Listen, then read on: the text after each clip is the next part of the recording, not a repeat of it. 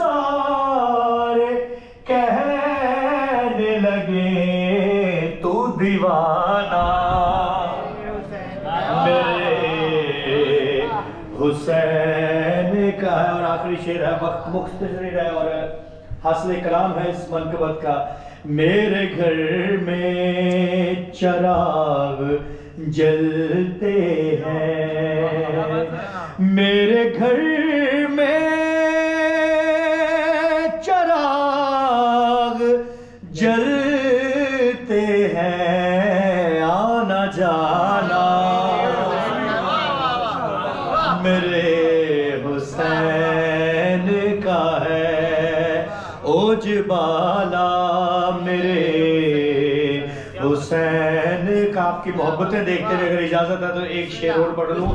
मातमी तुम जहां कहीं देखो, मातमी तुम जहां कहीं देखो, मान जाना मेरे हुसैन का है। मिलकर नारे Hydari.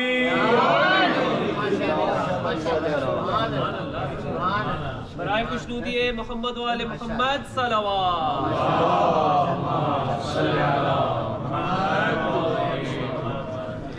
Just a quick announcement, Mu'mineen, any youngsters who wish to participate in reciting Dua Kumal, Hadith Qissa, Tilawat al-Quran, Ziyarat, Nohas, Mankabat and Qasidas, please feel free to contact myself or Brother Muhammad Shah or anyone part of the masjid. And Mu'mineen, please encourage your children to take part in Zikr Muhammad wa Ali Muhammad. They are the future, inshallah. All Mu'mineen are kindly requested to attend all upcoming programs on time as scheduled, inshallah. We would like to thank our dear brother Ali Hadi Bhai for accepting our invitation. Alameen, Bari al-Khalaiq ajma'een, Ba'ath al-Anbiya wal-Mursaleen, was-salatu was-salamu ala ashraf al-Anbiya wal-Mursaleen, سيدنا ونبينا وحبيبنا وحبيب إله العالمين أبي القاسم المصطفى محمد. اللهم صل على محمد صلى الله عليه وعلى آله الطيبين الطاهرين المعصومين المنتجبين، لا سيما بقية الله الأعظم حجة ابن الحسن روحي وأرواحنا لتراب مقدمه الفداء. For the reappearance of our Imam al-Zaman, please recite a salawat all together, please. Allahumma salli ala Muhammad. MashaAllah, the mahfil over here is the mahfil of the dhikr of the Ahlul Bayt alayhimus salam. And anywhere you see the dhikr or the remembrance of the Ahlul Bayt alayhimus salam, just know that Sayyidah Fatima sallallahu alayha is also present amongst you as well. As this is the promise of Sayyida sallallahu alayha. Anywhere there's the dhikr of Abu Abdullah al-Hussein alayhi salam, I will also be present in that mahfil also. So just recognize this mahfil and this sitting and this gathering of yours as the gathering that is blessed with the blessings of the Ahlul Bayt alayhi salam. For the increase in the barakah of this mahfil and the majalis and for your lives and for all of our Hajat, please recite another salawat ala Muhammad wa ala Muhammad. Allahumma salli ala Muhammad.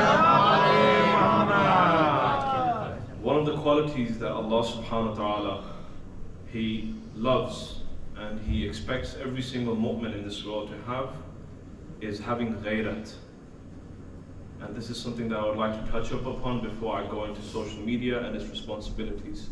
Because at the end of the day, if we are going to go ahead and analyze social media and our responsibilities and our duties towards what is going on in the world today, we have to realize that the ghayrat is a major part of our life that we really need to analyze and to see where do we stand amongst the terms of ghayrat and what is the meaning of ghayrat itself as well. So like I said, Allah subhanahu wa ta'ala, He Himself is ghayyur. It is one of the Asma'ul Husna, one of the attributes of Allah subhanahu wa ta'ala, that He is ghayyur Himself. What does it mean to have ghayrat inside of yourself? The ghayrat it means having a devotion to protect what is sanctuary. A devotion and an enthusiasm to protect what you consider as your boundaries or your red lines. This is what it means to have ghayrat. Allah subhanahu wa ta'ala himself is ghayyur. This is one of his asma'ul husna. Meaning that he loves those who are sensitive over certain issues. Now there are different types of devotions one can have in his life. A person can be devoted to protect his country. A person can be devoted to protect his own society. A person can be devoted to protect his own family. And the one that spearheads all of these devotions is ghayrat dini. Is having a devotion or being sensitive over protecting your religion. Especially at a time where the boundaries of the religion is about to be crossed or violated. I'm going to touch up about this a bit today, inshallah. So like I said, Imam Sadiq alayhi salatu salam,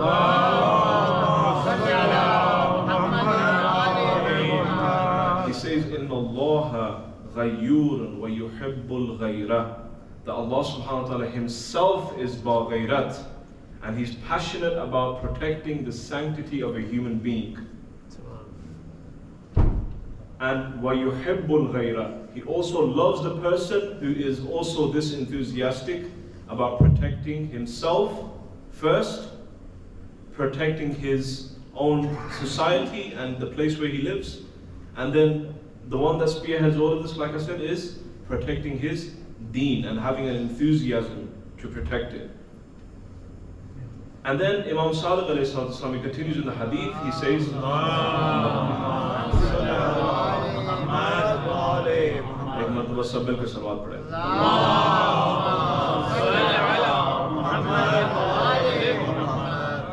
Sadiq alayhi salatu wasalam, he says, وَمِنْ غَيْرَتِهِ حَرَّمَهُ اللَّهُ الْفَوَاحِشِ. That is because of the devotion and the enthusiasm God has to protect humanity, he's made certain things haram and he's made certain things halal. وَمِنْ غَيْرَتِهِ حَرَّمَهُ اللَّهُ الْفَوَاحِشِ. So like I said, having ghayrat, it means having a devotion, having an enthusiasm towards protecting yourself. When it comes to somebody's sanctuaries, when it comes to whatever somebody may consider as his own boundaries, as his red lines. He wouldn't want something to violate these red lines. He doesn't want something to go ahead and cross these boundaries. It's the uncompromisable. It's something that he's not willing to negotiate. It's something that he will always be strong and standing on towards it. He wouldn't allow anyone to cross this line. And like I said, there are different types of devotions one can have, but the one that we all know about is what we're going to speak about today. The devotion from protecting your own family from harm. Now, we can split harm in different ways. We can say spiritual harm, physical harm, any sort of harm. We would want our family to be protected from this naturally. I wouldn't want my sibling to be violated in society. I wouldn't want my mother, my father, any one of my relatives, my uncles. I wouldn't want any of that to be harmed in any way. For example, if my daughter or my sister would like to leave the house at 2 o'clock in the morning on a weekend, I wouldn't allow this to happen. Why wouldn't I not allow this to happen? Because it goes against the values of my life. It goes against the values of my deen. It goes against the values of where I come from. So I cannot allow her to leave my house at this time. And I, as a man, I'm going to stand for this as well. This is the definition of having ghayrat inside of your life. And a person that lacks this type of ghayrat, and a person that lacks this devotion, Allah subhanahu wa ta'ala doesn't like this person, even if he's an abid zahid. Even if that person has the lengthiest prostrations and lengthiest of sujood, but he doesn't have ghayrat inside of his life, then that sajda, and that prostration has no meaning, no benefit to it. This is why Imam Sadiq alayhi salatu says, Inna Allah.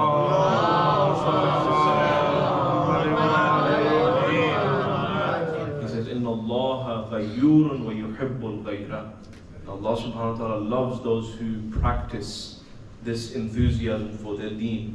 They practice this devotion towards their religion. They protect it at all costs. And Allah loves this type of person. Therefore, just so that us as human beings can avoid any loss, any sort of damage inside of our life, Allah has made certain things haram and He's made certain things halal. This is out of His ghayrat. This is out of His devotion.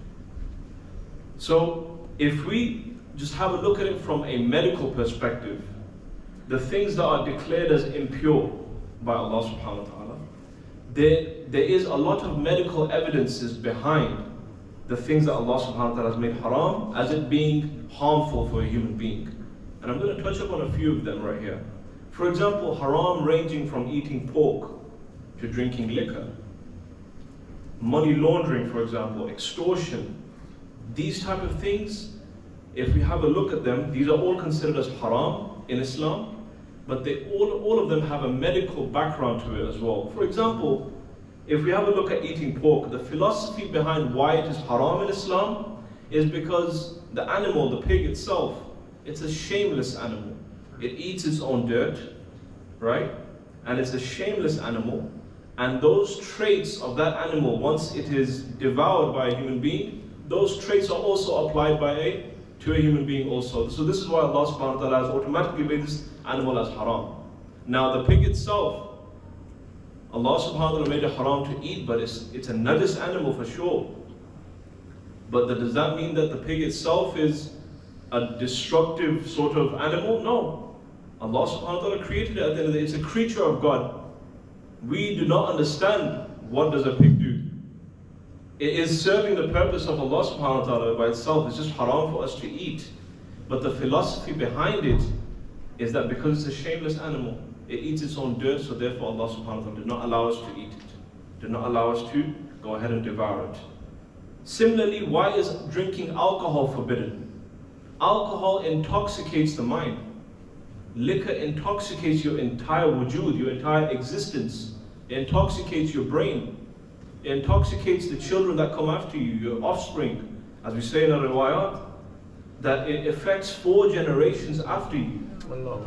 So this is why Allah subhanahu wa ta'ala has made certain things haram and certain things halal, as I was saying.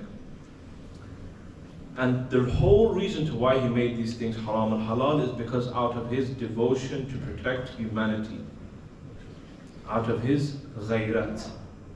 So Allah subhanahu wa ta'ala loves those who are ghayur, or those who are passionate about defending what is sacred. Even if a person is a disbeliever, even if a person is a mushrik, but he has ghayrat inside of him, Allah subhanahu wa ta'ala likes this person. And I'd like to give a short example over here. At the time where the Battle of Badr was taken by the Muslims, there were a handful of polytheists or mushriks that were taken by the companions of the Holy Prophet, peace be upon him, to Medina. And as those mushriks had gone ahead and waged war against the Holy Prophet and had killed different Muslims, they were sentenced to death. Now, a lot of people may think that Islam is an extremely barbaric religion. But if you have a look and you actually see that it's literally an eye for an eye, at the end of the day, anybody that waged war against the Holy Prophet and killed a handful of Muslims, does he deserve to live? According to Allah subhanahu wa ta'ala, no, absolutely he does not. So therefore, these mushrikeen, they were taken to Medina. And the Holy Prophet, peace be upon him, he said, Sallallahu alayka ya Abbas rides towards the Furat. He is the only shaheed from all of the shuhada. When he wanted to leave the camps of Abi Abdullah, they never said farewell to him. They never saw him for the last time. When Ali Akbar wanted to go, everybody known that he would have come back from the battlefield. When Qasim wanted to go to the battlefield, they knew he wouldn't come back. When Abi Abdullah wanted to go, all of the women and children surrounded him, and they said farewell. But there were a few shuhada that left, but they were sure they would return. One of them was Ali al-Asghar, and one of them was Abu al-Fadl al-Abbas. But when Abbas had left the camps of Abi Abdullah, not only did they believe he would come back, they knew that he would bring back water for Sakina. Sakina bint al-Husayn alayhi salam, the small daughter of Imam, she sees that her uncle hasn't returned from Furat. She asks her father, Ya Abata, Lish ta'akhar ammi Abbas? Why is it taking so long for my uncle to return from the Furat? It is like as if my uncle isn't returning. Oh my father, please bring my uncle back. Sugaina says, oh my father, I do not want water. Just bring my Abul Fadl al-Abbas back from Furat. I just want my uncle to come back safely. Oh my uncle, where's Abu Fadl? Abbas, he reaches to the river Furat. He has the water inside of his hands ready to drink. But all of a sudden he can hear the voices of Sakina and Ali and al-Asghar from the camps. The children are thirsty. He fills the mashk with the Furat, and he goes back towards the camps, and he goes through the direction of the palm trees. Ya Abul Fadl al-Abbas, the enemies who hid behind the palm trees, one of them manages to cut the right arm of Abul Fadl al-Abbas. Abul Fadl al-Abbas, he says, Wallah, in qata'atumu yamini inni uhamiyan abadan an dini. If you cut my right hand, I will never stop protecting Hussein and his camp. And then a voice came from the battlefield, Adrikna, Ya Qawm, Ya Abu Abdullah, Ya Abu Abdullah, come to my assistance. Oh my brother, come and help me. Imam, he rushes from the camps and he goes towards the battlefield, and he reaches towards his brother. The riwayat states, Fabuka bakan aliya.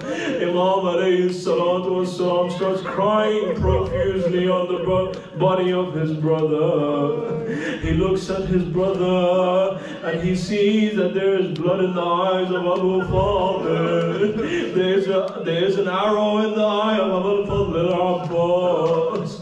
Abu Fadl al-Abbas, he looks at his brother and he says, Ya Akha, Ya Imamuna, please wipe the blood from my eyes so I can see you one more time. And he sees that Imam is crying. He says, Abbas, stand up, Sakina is waiting for you. Abbas, stand up, Harmala is coming towards the camps. Stand up, Abbas, look how broken I am. Oh Abbas, when you fell to the ground in Kasar Dhahri, my back is broken, Ya Abu Fadl. My back is broken, Ya Akhi. Stand up, oh Abbas. I cannot walk anymore, Ya Abu Fadl. Imam sees that his arms are cut off and his body is covered in arrows. Imam holds his head and he sees that there's an arrow in his eye and he cannot see anymore. And he sees that Abul Fadl al-Abbas is crying tears of blood, and his tears are mixed with this blood. He says, Binafsi anta ya akhi, may my life be sacrificed for you, Ya Abu Abdullah. Sallallahu alayka ya madloom, sallallahu alayka ya ghareeb, sallallahu alayka ya atshan. Let us all recite the salam to Abi Abdullah together. Assalamu alayka ya Aba Abdullah wa ala al-arwah allati hallat bifinaik alayka minni salamullah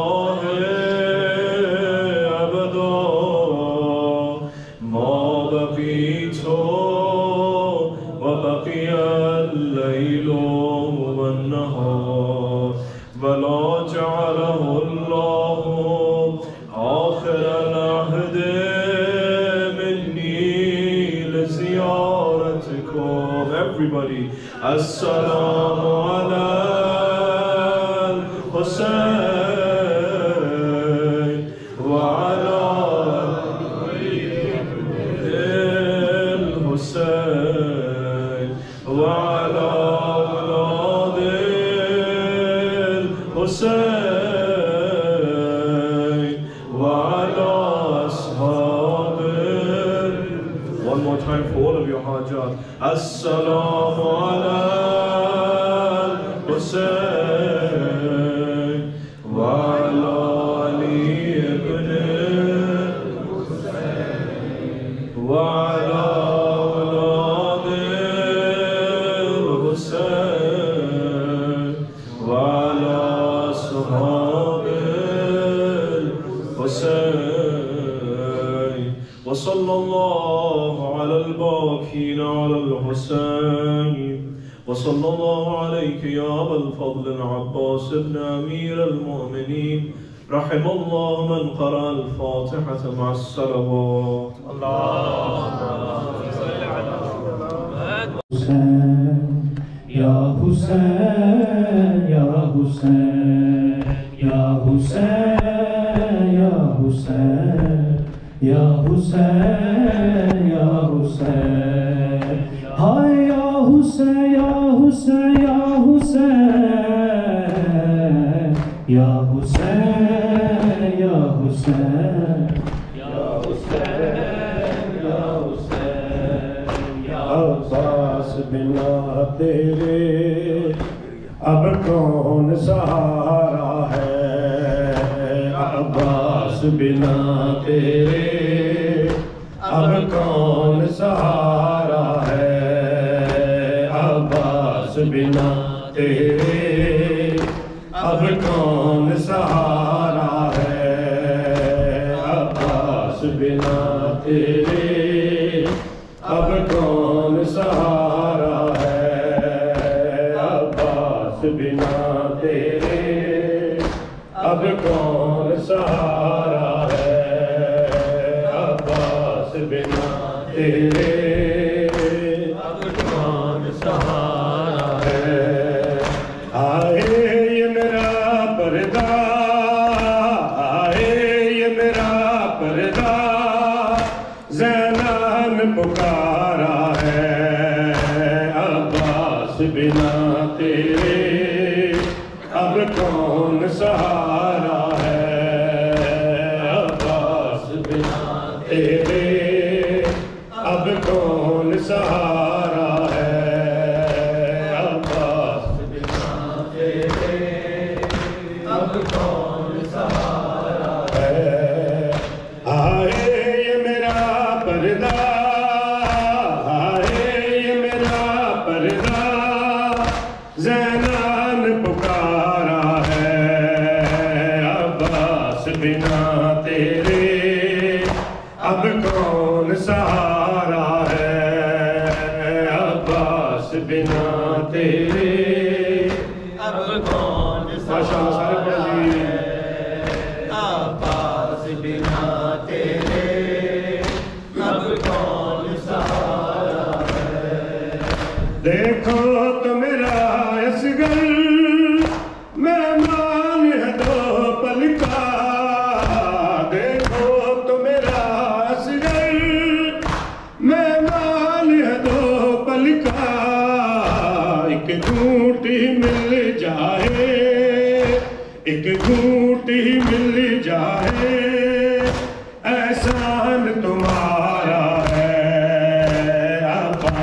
बिना तेरे अब कौन सहारा है, अब्बास बिना तेरे अब कौन सहारा है, अब्बास बिना तेरे अब कौन सहारा है, अब्बास बिना तेरे अब कौन सहारा है।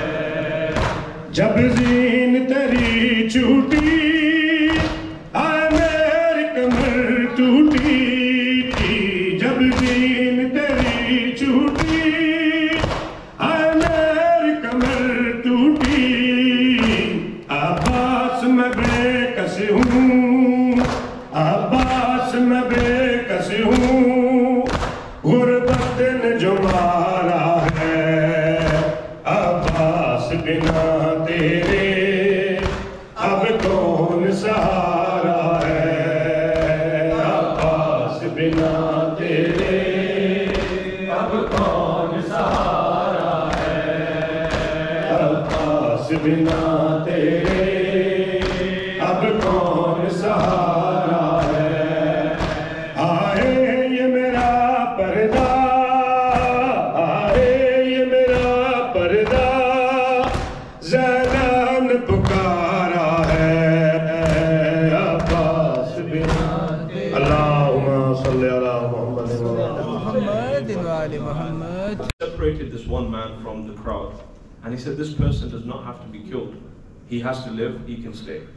The rest of the mushrikeen, they were sent to be sentenced. They asked the Holy Prophet, peace be upon him, Ya Rasulullah, why did you not sentence this man to death? He says he has 5 qualities.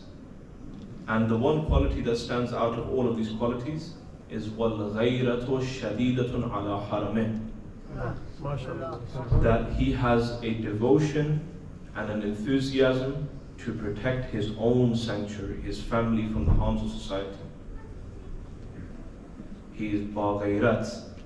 He's a person that is not harmful for the society. We forgive him.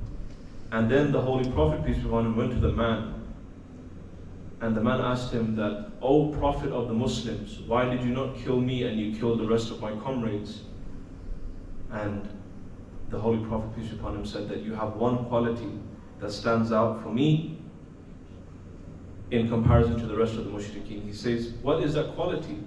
He says the quality is وَالْغَيْرَةُ شَدِيدَةٌ عَلَى حَرَمِكَ, that you have a devotion to protect yourself from the harms of the society and your family as well. And you're not a person that will compromise your family for something. You're not a person that will compromise anything or negotiate your family from the harms of society. And then the person smiled and he said that this is the correct messenger of Allah subhanahu wa ta'ala, as he knows my qualities and I know my own qualities as well. And therefore I am willing to sit here and testify that he is the Holy Prophet Muhammad sallallahu alayhi wa alayhi wa sallam.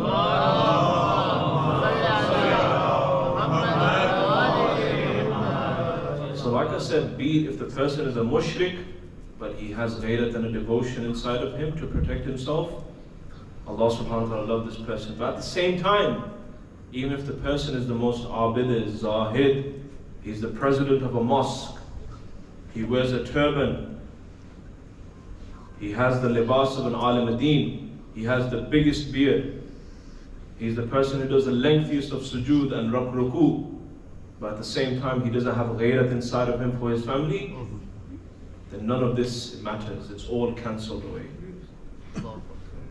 Therefore, this is a very, very important factor that is currently being damaged in our society, unfortunately.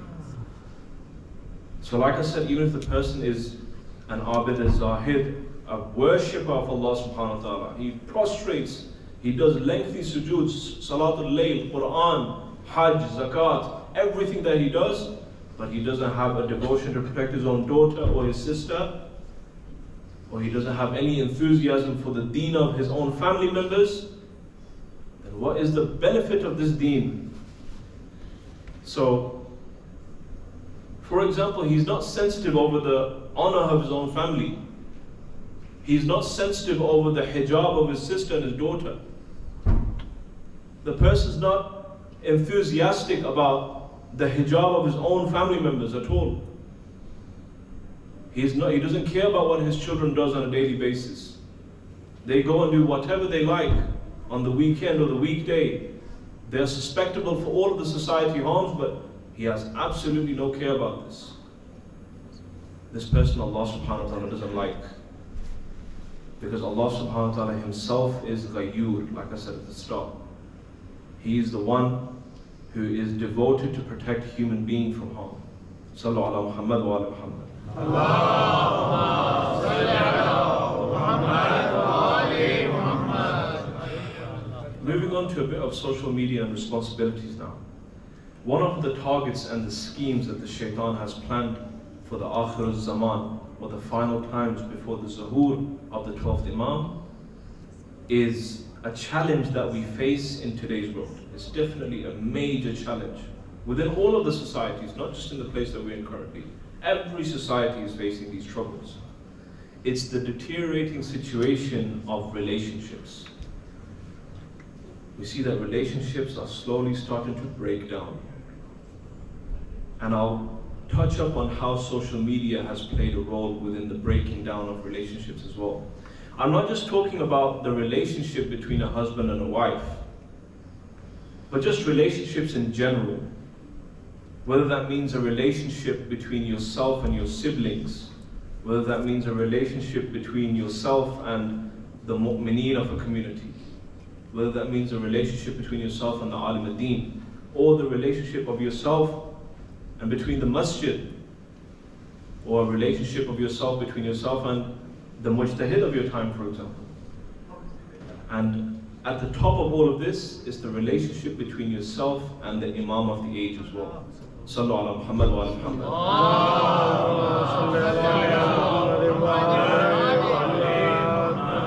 Each and every one of these aforementioned relationships are considered as sacred by Allah subhanahu wa ta'ala.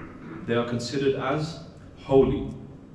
They are considered as bonds and ties that are required to form a society. Without these ties, without these bonds, a society is not formable. It's not possible that a society to thrive without these sort of relationships.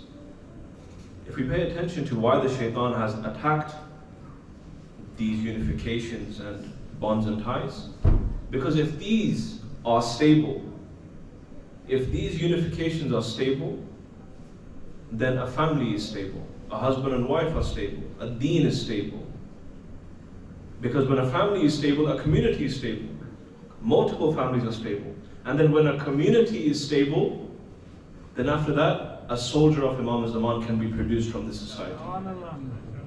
But without this stability, without this foundational, it's not possible for a soldier of Imam Zaman to be produced. Especially when everybody is cut off from each other. Especially when these bonds and ties which are considered as sacred by Allah subhanahu wa ta'ala, especially when they are broken off. The shaitan has tried to damage the union between a husband and a wife. This is the work of the shaitan. If you have a look at the signs of the final times and the Akhir Zaman, kathurat talaq, that talaq and divorce will be on a rise. Kathura al-uquq, children will go ahead and be separated from their families. Right? And then the riwayah is so ajib that it goes on to continue to speak about the issues that we are currently facing today. It's unbelievable how a ma'soom can speak up about this 1400 years ago. It just proves that our imams, وَمَا يَنْتِقُ عَنِ الْهَوَىٰ إِنْ هُوَ إِلَّا وَحْيٌ يُوحَىٰ, that our imams, whenever they spoke, they didn't bring out a fatwa from their pocket, but whatever they said was from the direct source, which is Allah subhanahu wa ta'ala. These were our imams. This is our ma'soom. And they would say, in the same riwayah, it speaks about اكتفاء الرجال بالرجال والنساء بالنساء, that same gender marriage will also happen. All of this is mentioned in our riwayat. It's not like as if this is something new to us. It's something that is 100%, we already knew about this within our riwayah. So going back to my talk about relationships and social media. So like I said, relationships between parents and children, relationships between cousins and uncles and aunties, for example. The unification in between the Muslimin of a community and the relationship of a mu'min and a masjid. All of these unifications currently are under the direct attack of the shaitan. It's being damaged. We will see in our societies that they're 100% damaged. He has a severe passion to break these down. If these are destroyed, brothers and sisters, definitely you'll see that the society will face a collapse. A society will fall on its face without these relationships. Because Allah subhanahu wa ta'ala says in the Quran, and He introduced this scheme of the shaitan to us. He says, Inna shaytana yanzighu baynakum. That surely the shaitan, he would like to sow discord amongst you. The shaitan would like to sow enmity between you. He would like to see you have grudges with one another. He would like to see you have a grudge with your sibling. He would like to see you have a grudge with your father. He would like to see you have a grudge with your community members. This is the scheme of the shaitan. And in other parts of the Quran, Allah subhanahu wa ta'ala stated, إِنَّمَا يُرِيدُكُمُ الشَّيْطَانِ أَن يُوقَعَ بَيْنَكُمُ الْعَدَاوَةِ وَالْبَغْضَاءِ. That He wants to sow enmity between yours again. He says this again, Allah subhanahu wa ta'ala. So that you are separated from each other. And Amir al-Mu'mineen alayhi salatu wasalam,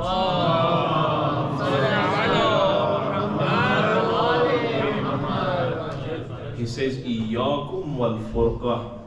That, O Mu'mineen after me, O my Shias, O you who adhere to my wilayah, إِيَّاكُمْ وَالْفُرْقَةِ.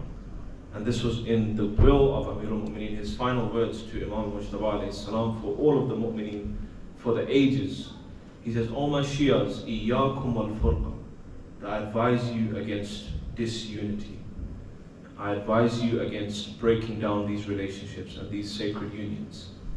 فَإِنَّ يَدُ اللَّهِ مَعَ الْجَمَاعَةِ. That surely the hand of Allah subhanahu wa ta'ala is with those who are in congregation. And then what does He say after that in this book? فَإِنَّ الشَّاذَ مِنَ النَّاسِ الشَّيْطَانِ. That those people who are cut off from these links, those people who are cut off from society and live alone and don't have any sort of relationship with anybody, فَإِنَّ الشَّاذَ مِنَ النَّاسِ لِلشَّيْطَانِ. That this person is going to be easily violated by the shaitan because he's alone. He doesn't have no support. He doesn't have nobody around him. He lives completely alone. He's locked off from the society. He doesn't want anything to do with anybody. He's got a huge grudge against the entire humanity for some reason. This person is in the captivity of the shaitan, in the truth, according to Amir al-Mu'mineen. Similarly to when a sheep, if a sheep is separated from its herd and is left alone, one wolf is able to attack this sheep. But if a sheep is within its herd and there are over 100 sheep, one wolf alone will not be able to attack that herd. So therefore, united we stand and divided we fall. This is the actual truth. And Samahat Wali al-Faqih, Sayyid Ali Khamenei Hafadullah, he has a very beautiful example about the unity of the mu'mineen and these unifications. He says that when mountaineers, they want to climb the toughest of peaks, when they want to climb the highest of peaks, they tie themselves with ropes.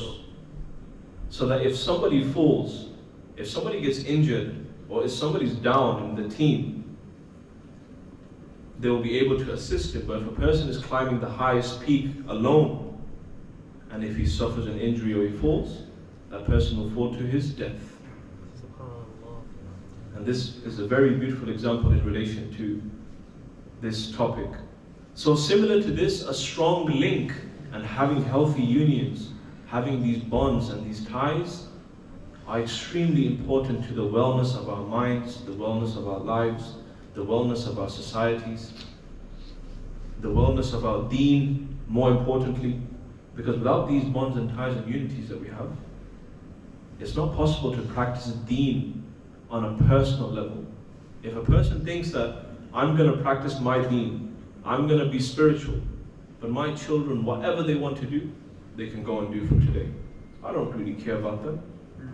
This practicing deen has no fayda to it. There's no point towards it at all. There's no goodness in this deen at all. A personal deen, Islam wasn't created for a person, but just to be singled out from the society. If you look at the Quran, Allah subhanahu wa ta'ala, all He says is, Ya ayyuhal ladhina amanu, O you who believe. Everything is with plural. It's never spoken to a mu'min in a singular platform in the Quran. It's always talked to you in a congregational matter. Even when it says pray salat, وَأَقِيمُوا الصَّلَاةِ وَارْكَعُوا مَعَ الرَّاكِعِينَ, that pray salat in a congregational matter. It's highly advised against praying in your own room as well. To go to the masjid, visit it often. Because if these unities are stable, if a community is stable, then Islam is stable within that society. But if the community is not stable, then Islam is not stable within that society either. The British Red Cross in 2018, they announced that they have started a program for those people who live alone in this country so that they can get assistance. And I was reading up on the statistics. There are 9 million people in the UK that live completely alone. 9 million people that do not have any sort of relationship with anybody in this world. They don't know anybody. They don't want to know anybody. Now imagine 9 million people of a society that can cause damage to the society at the end of the day. Now I'm not pinning down on a person that lives alone. Whatever your case may be, may Allah subhanahu wa ta'ala assist you in that way. But at the same time, if 9 million people of a society are living completely alone, then you realize what the society is full of. The society is going through traumatic experiences with these type of things. Which is why you see the sort of crimes that you witness in the United Kingdom that are unparalleled to any other society in the world. Because we have certain things in this country that are very different to the rest of the countries. The highest statistics of loneliness, for example, and Theresa May, the former Prime Minister of England, she said in a quote that loneliness is the sad reality of the modern world today. Loneliness is the sad reality of the modern world. People are ready to live with cats and birds and dogs and animals, but they're not ready to tolerate one another. People are ready to live with animals and consider them as their spouses. I was watching ITV the other day, and forgive me brothers and sisters, there's a lady that was sitting there, and she said that I've married my blanket from today. And I'm sure a lot of you must have seen that on social media, but we've come to a society's come to such a point where nobody can tolerate each other anymore. Nobody has that tolerance inside of themselves to sit with their own siblings, with their own family members. إِنَّ الشَّيْطَانَ يَنزِغُ بَيْنَكُمْ. The shaitan wants to sow this discord in between you guys. And the one specific thing that has led to this loneliness, which is my final point, is social media. This is a major factor towards loneliness. This is a major factor towards somebody being cut off from the society, somebody being cut off from their parents, somebody being cut off from their community, in their masjid, and their deen, and the Quran, and Allah subhanahu wa ta'ala, because he's too busy scrolling through his phone, scrolling through his apps. Sometimes you may see that a family of six, a father, a mother, and children, they're sitting together at tea time, for example. Each and every single one of them, they are just busy into their phones. Nobody's really spending time together anymore. And most of you are in the age of, obviously, you've lived your lives through the 90s and the 80s. You all remember what it's like back then. We never had technology to go ahead and make ourselves busy with. We would be busy with playing football, curb football on the pavements. We'd be busy playing inside the house on a board game or something. We'd be busy talking to our parents or having a nice time with our family members. But slowly, slowly, you see all of this is decreasing little by little. It's all finishing. We've come to a very fast-paced society where everything, every faction of your life is dependent upon technology. There's not one single part of your life that needs to be dependent upon nature anymore. Everything's just technological now at this point. Even your thought has to be technological now. Times have changed. I would like to share a bit of history of social media, but time has already lapsed. And I'm just going to go ahead and continue just finishing off with this topic, inshallah. Sallu ala Muhammad wa ala Muhammad.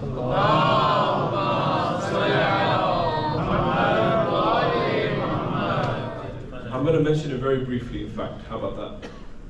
Social media started off with Facebook, right? Yeah. It all started off with Facebook in 2007, where we started writing things like, I am feeling a certain type of way on a certain day, and then it continued on to sharing photos with captions, and then it continued on to sharing videos, and then Instagram had arrived. Instagram has arrived, and then people started sharing their photos with captions, right? This is what it reached to, and then videos, and then reels, and then it continued on to something like TikTok, which has become like a digital cocaine for the youth, unfortunately. Where everything, 40% of the videos that you watch on this app is haram, and the rest of it is a mixture of haram and halal as well.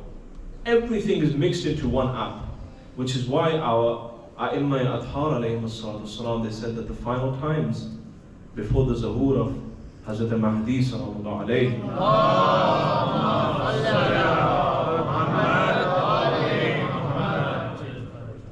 he says that our A'imma, they say that before his zuhur, there's going to be a time of confusion, or zamaniya hayrat, where people will just be in continuous confusion. I don't know if we've reached that stage yet, but definitely we can see slowly, slowly that people are moving towards a complete confusion when it comes to their deen. They don't know what to believe anymore. They don't know which path is the true path anymore. And people have come to a stage, and this is amongst the signs of the final times, that the Sirat al-Mustaqim will completely vanish. The path towards Imam al-Zaman will vanish completely, which is why our Imam Hadi alayhi salatu wasalam, sallu ala Muhammad wa ala.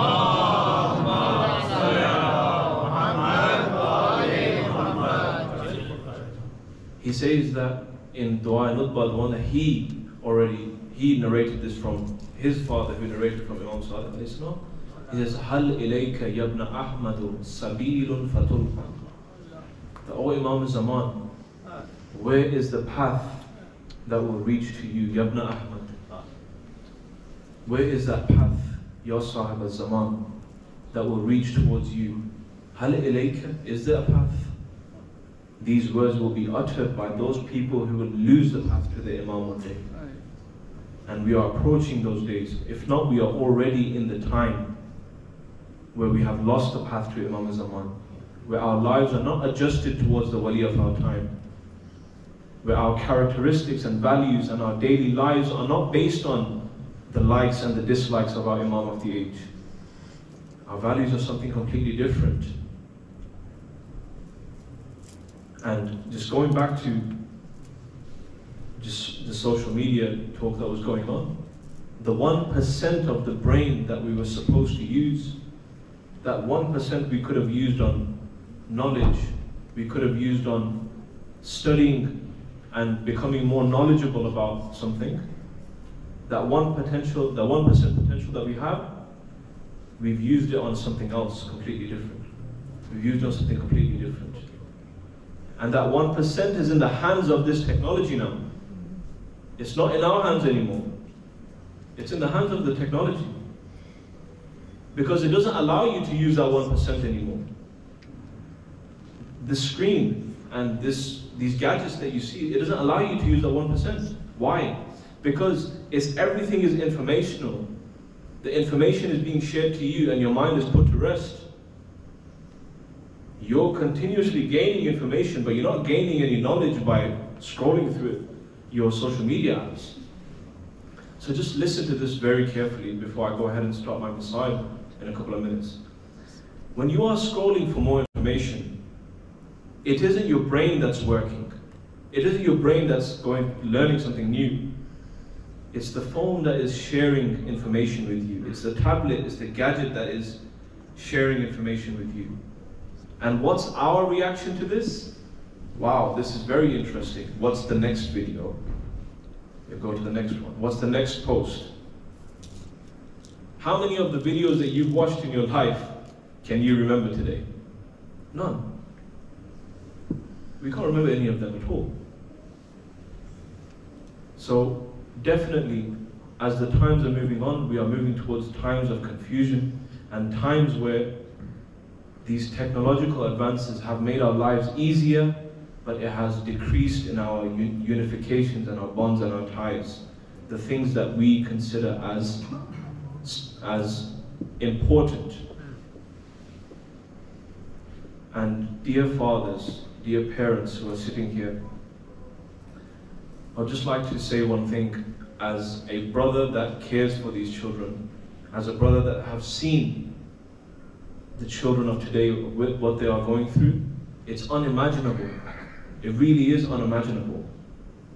I would have never thought in my time, when I was born, at the time when I was a little child, that we would have faced something like this. But the children today, they are in the most difficult circumstances. And it's in the hands of our parents to go ahead and control this. If I, for a second, think to myself that I can go ahead and do my daily job and go ahead and do whatever I have to do in my house and leave my children at the mercy of the dunya, then just know that you're completely wrong. Because the dunya back in the day was in the markets. The vices of the dunya were in the markets back in the day. But the vices of today are at the tip of your fingers. The market, the dunya itself, is at the tip of your fingers. It's accessible within minutes. How can you allow a 5-year-old, a 7-year-old to just have complete access to the entire dunya? And this dunya doesn't have any mercy for your children. The country that we live in today, they won't have any mercy upon the children. And I was watching a video the other day, this lady from America, she went to this superstore. It's almost like Asda. It's called Target in America. She went there and they had clothes for the little babies, and all of them had pride on it. All of them had the rainbow on it. And they're selling this at masses in America. They'll probably start selling over here in England too. But the whole point of this is our children are being indoctrinated, brothers and sisters. And it's very, very important that we speak up about this, and we are extremely careful about this indoctrination that's happening today. The number one platform where we can control this at home is through technology that we have at home, is through the social media that we have in our houses, is through the apps and through the things that we feed our children. And if we are careless about this, then we can see that we will see children who have lost their identity completely. They don't know who they are anymore. So definitely, our responsibility towards social media, towards technology, towards these advancements. And I'm going to mention this on the quote of Sayyid Ali Khamenei, hafidhahullah. Because out of all of the mujtahideen, Samahat al-Wali al-Faqih, he has been the one who has given us guidelines about this, and we can follow this in our lives. Even if I say that he's not my marja taqlid, I say I follow Ayatul Sistani, for example, hafidhahullah. I follow Ayatul Fadlallah, I follow Fulan. It doesn't matter who you follow. The fact is that the mujtahid is giving you a guidelines of how to live in a world where the dunya is advancing, and how can you adjust your deen towards it. And Sayyid Ali Khamenei, hafidhahullah, he says that I urge my youth, the youth of the West, I urge the youth of every Muslim society to present Islam in its true form on social media. Use social media as a platform where you can present the Islam and Nabi Muhammadi sallallahu alayhi wa sallam.